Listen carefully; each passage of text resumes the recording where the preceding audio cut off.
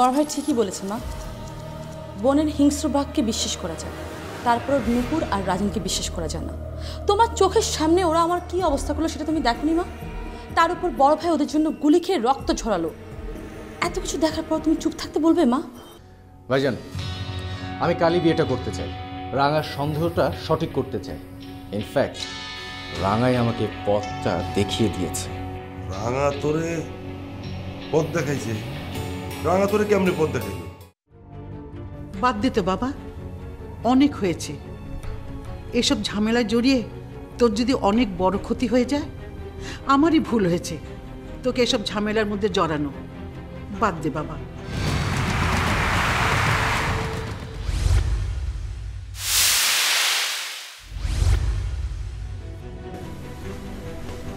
কেন বাদ দেব না? ও জানেন আমি কার সন্তান? আমি মির্জা কামালের সন্তান। মির্জা কামালের রক্ত আমার শরীরে বইছে, আর সেই রক্ত ঝরিয়েছে। আমি ওকে শেষ করে ফেলবো মা। এসব তুই কি বলছিস? ও কুকুর হলে তুই কি কুকুর হবি? ও অন্যায় করলে তোকেও অন্যায় করতে হবে। এই আমি ছোটবেলা থেকে তোকে কি এইভাবে মানুষ করেছি? ও ভুল করলে তোকেও ভুল করতে হবে। তবে কেন রাজিন আমাকে হত্যা করতে চাইল? ও করতে পারে, কিন্তু আমার সন্তান তা করতে পারে না। তুমিও হয়তো ভুলে গেছো আমি মির্জা কামালের সন্তান। মির্জা কামালের খারাপ রক্ত আমার শরীরে শিরা উপশিরায় রয়েছে। সেই রক্ত ঝরিয়ে কেউ পার পেয়ে যাবে কি?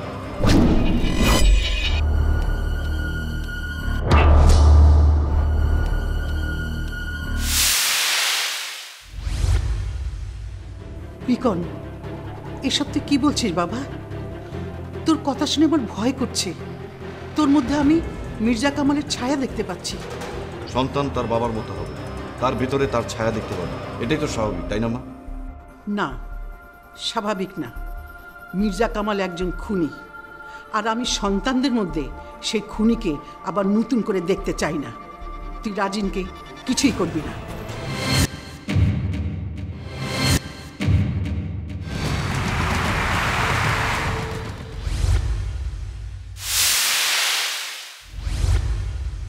কেন করব না?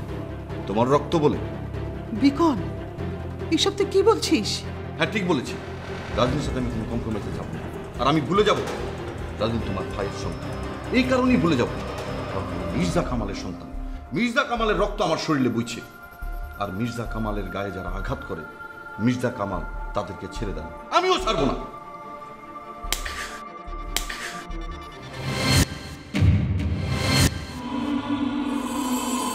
খুন করবি? খুনি হবি? আজ তোকে দেখে মনে হচ্ছে তুই মির্জা কামালের সন্তান।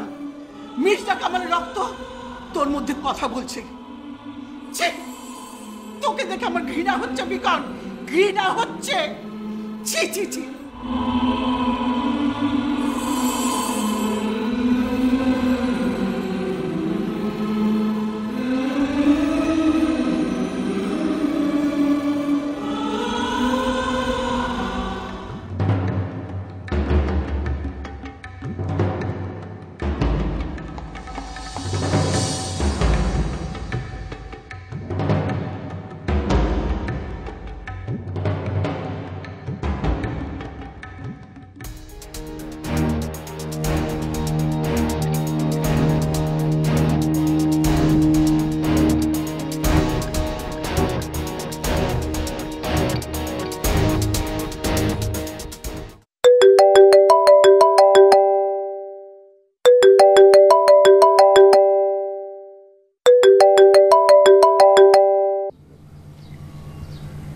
হ্যালো রিমু, কেমন আছো তুমি?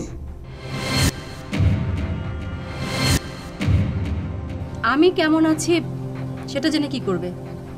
তোমরা তো ভালো আছো, তোমরা ভালো থাকলেই ভালো। তুমি আমার সাথে এইভাবে কেন কথা বলতেছো? তুমি আমার সাথে এইভাবে কথা বললে আমার কষ্ট লাগে না? তোমার আবার কষ্ট আছে নাকি? কি বলতে চাও তাড়াতাড়ি বলো, নইলে কিন্তু এই ফোন রেখে দিব। তুমি আমার সাথে এমন ভাবে কথা বলতেছো যেন মনে হয় আমি তোমার আপন কেউ না, পর একজন মানুষ। কি বললে? তুমি আমার আপন? না, তুমি আমার আপন না, আর তোমার ফ্যামিলির তারাও কেউ আমার আপন না।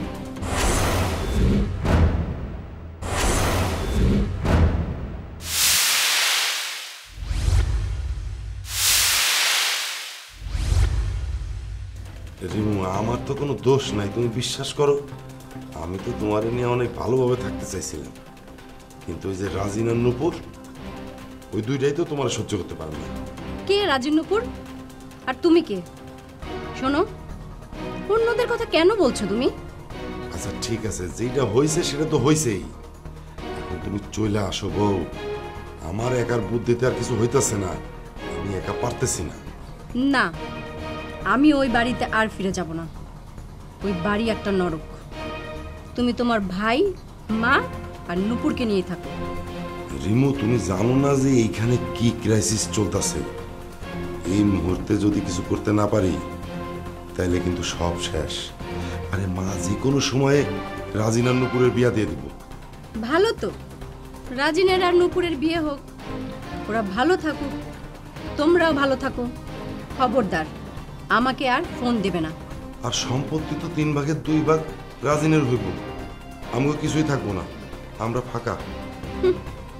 তোমার এত লোভ, এই লোভের জন্যই তুমি মরবে।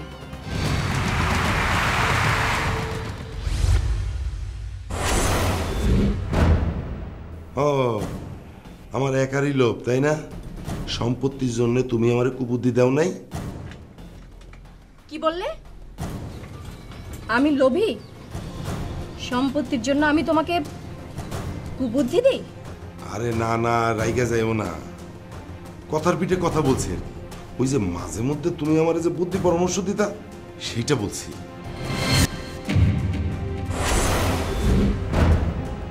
শোনো, তুমি এখন ফোন রাখো আর একটা কথাও বলবে না। রিমু, আমি এখন বিপদের মধ্যে আছি, এই বিপদের সময় তুমি আমার পাশে থাকবা না? আমাকে তো অপমান করে বের করে দিয়েছিলে, কেন থাকবো তোমার পাশে? বউ, আমি তোমার কথা দিতেছি, জীবনে কোনোদিনও তোমার এই কষ্ট দেব না। তুমি তাড়াতাড়ি চলে আসো, দোহাই লাগে।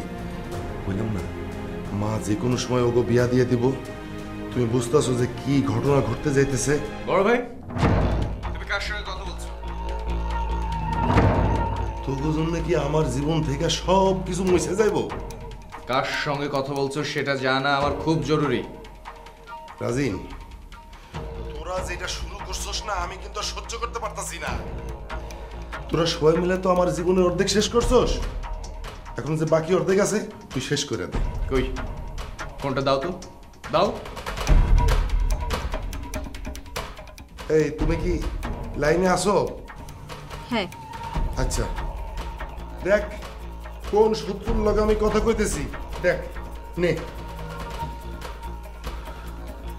হ্যালো। কে? রাজিন? ও ভাবি, ভাবি আপনি কেমন আছেন? আমাকে দূরে সরিয়ে দিয়ে এখন জিজ্ঞেস করছো আমি কেমন আছি? না মানে ভাবি, আসলে খুব ভালো হলো আপনার সাথে কথা বলে। মানে আমি তো ভাবছিলাম যে 2-1 দিনের মধ্যে আপনাকে ফোন দিয়ে আমি আপনাদের বাড়িতে আসবো। কেন রাজিন? ভাবি, যা হবার তো হয়ে গেছে, প্লিজ। মানে আমি বাড়ির সবার পক্ষ থেকে আপনার কাছে আমি ক্ষমা চাচ্ছি। আর আর কালই আমি আপনাদের বাড়িতে আসছি। রাজিন, আমার একটা কথা আছে। ভাবি ভাবি, আর কোনো কথা না, আপনি আসলেই আমাদের বিয়ের দিন তারিখ ঠিক হবে। ওকে, তোমার ভাইয়াকে পাঠিয়ে দাও। না ভাবি, ভাইজানকে না, তোমাকে নিতে আমি আসবো। আচ্ছা শোনো, এখন আমি রাখি। ওকে, বাই। বাই।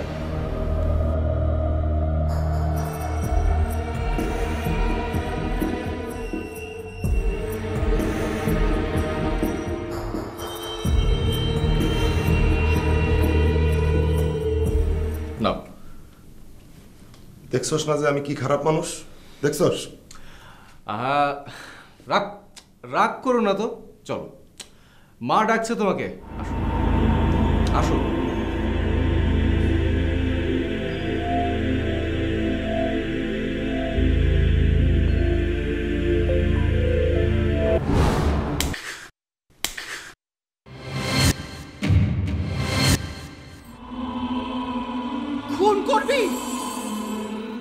হবি? আজ তোকে দেখে মনে হচ্ছে তুই মির্জা কামালের সন্তান। মির্জা কামালের রক্ত তোর মধ্যে কথা বলছে। ছি!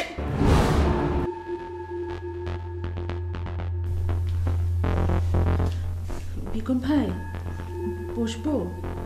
বসো। শবনম, আমাকে তোমার কি মনে হয়? আমি খুব খারাপ? না, আপনি খারাপ হবেন কেন? আপনি খুব ভালো। বোনের কষ্ট দেখে কোনো ভাই চুপ করে বসে থাকতে পারে বলো? পারিনি বলেই ওর কাছে গিয়েছি, রাজিনকে বুঝিয়েছি, কিন্তু ও বোঝেনি। আর বোঝেনি তাই ওকে হত্যার হুমকি দিয়েছি। সেই রাজিনের জন্য আমি হসপিটালে মৃত্যুর সাথে লড়াই করে ফিরে এসে যদি আমি তাকে হত্যার হুমকি দিই, সেটাকে আমি অন্যায় করেছি, ভুল করেছি? কেন? কেউ কি কিছু বলেছে আপনাকে? মা আমাকে থাপ্পড় মেরেছে, চর মেরেছে। মা আমাকে মারতেই পারে, একটুও কষ্ট পাবো না। কিন্তু মা যদি আমাকে রাজিনকে কেন হত্যার হুমকি দিয়েছে সেই জন্যে মারে, তাহলে কতটা কষ্ট পাই আমি বুঝতে পারো? আসলে ফুপুর মনে কি চলছে তা তো আমরা কেউ জানি না। কিছুই না। এতদিন সবাই বলেছে, কিন্তু আমি বিশ্বাস করিনি। আজ বুঝতে পেরেছি মা রাজিনদের অনেক বেশি ভালোবাসে। এটাও তো সত্য। ফুপুর সারা পৃথিবী একদিকে আর আপনি একদিকে।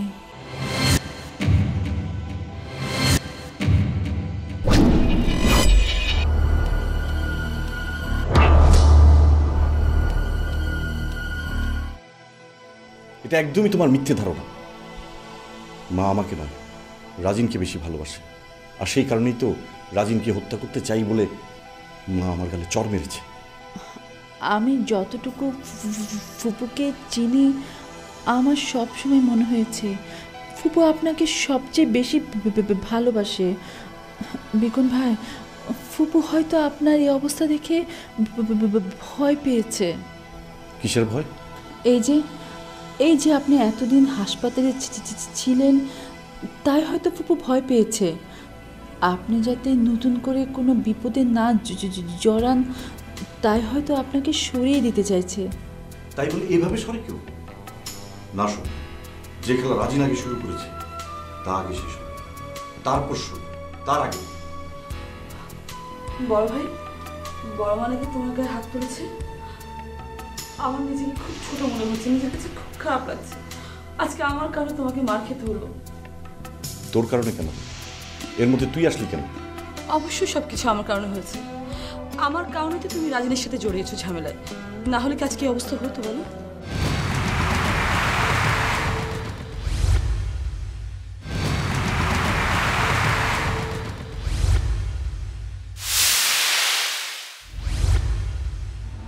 তা হতো না, সে কারণে কিছুই হয়নি। সারা জীবন মা ওদের কারণে বাবার কাছে কথা শুনেছে, তারপরে ওদের পক্ষ নিয়েছে। আজ ওদের কারণে আমি হাসপাতালে গেলাম, তারপরেও মা ওদের পক্ষ নিচ্ছে। এটা কি মানা যায় বলো? আপনি বলেন, এসব কি বিকন ভাইয়ের মন গড়া কথা না? অতটা মন গড়া বলা যাবে না, কারণ বড় মা আসলেই সবসময় রাজেন্দ্রের পক্ষ নেয়। বাট তোমার ব্যাপারে কেন বড় মা ওদের পক্ষ নেবে বলো বড় ভাই? বড় মা তো তোমাকে অনেক ভালোবাসে, তাই না? ভালোবাসা। রাঙা, তোরা এখন যা, আমার একটুও ভালো লাগছে না। চলো চলো।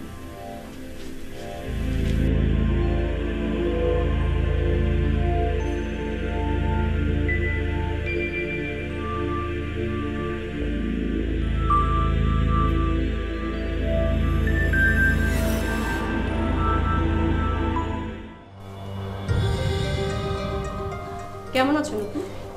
ভালো। ভাবি তুমি এসেছো, কি যে খুশি হয়েছি। মানে তোমাকে যা মিস করছিলাম না, ভীষণ মিস করেছি তোমাকে। মিস করছিলে নাকি মনে মনে খুশি হয়েছো যে আপদ বিদায় হয়েছে? কি বলছো ভাবি? এমন কেন ভাবতে যাব? আর এমন কথা মনেই বা আসবে কেন? সত্যি মিস করেছি। তাই তো দেখলাম, এত দিন হলো আমি বাপের বাড়িতে চলে গেলাম, একটা খবরও তো নিলে না, এমনকি তোমার ভাইকেও পাঠালে না। আমি না হয় রাগ করে চলে গেছি, তোমাদের কি প্রবলেম ছিল? ভাবি, এখন মা তোমার উপর রাগ করেছে করে বাপের বাড়ি পাঠিয়ে দিয়েছে। মায়ের উপর তো আর আমি কথা বলতে পারি না, উনি মুরব্বী মানুষ। মায়ের আর দোষ কি বলো? মায়ের কানে ওলটপালট কথা তো তোমরাই লাগিয়েছো, লাগিয়ে কানটা ভারী করেছো। আমি তোমাদের প্রবলেম করেছিলাম, তাই না? অথচ অথচ আমি কিন্তু রাঙার কথাটা তোমার কাছে বলেছিলাম। এই যে তুমি এইখানে, আর আমি তো সমস্ত বাড়িতে তোমারে খুঁজি। হ্যাঁ, এলাম, ভাবলাম নতুন বউকে একটু উইশ করি। হ্যাঁ, করো করো, ভালো করে দোয়া করে দাও নুপুর যাতে এইবার সুখী হয়। নূপুর যেন আবার বিধবা না হয়। ঠিক আছে ভাবি, আমার জন্য তোমাকে দোয়া করতে হবে না। নুপুর এইসব কি? তোমার ভাবি না, মুরব্বী তো, তাই না? তোমার দোয়া করবে না? ভাইজান, বিয়ের আগেই যদি কেউ বিধবা হওয়ার জন্য দোয়া করে, তাহলে সেই দোয়া তো আমার না নেই ভালো, তাই না? কেন কেন তুমি আমাকে নিয়ে এলে এই বাড়িতে? এবারে কেউ আমাকে পছন্দ করে না। এর আগে একবার রাজিন আমাকে অনেক বড় অপবাদ দিয়েছে। জানি না এবার কি হবে। আরে না, কিছুই হবে না। ওইটা তো একটা ভুল বুঝাবুঝি ছিল, তাই না নুপুর? শোনো, তুমি শুধু নিজে ভালো থাকো।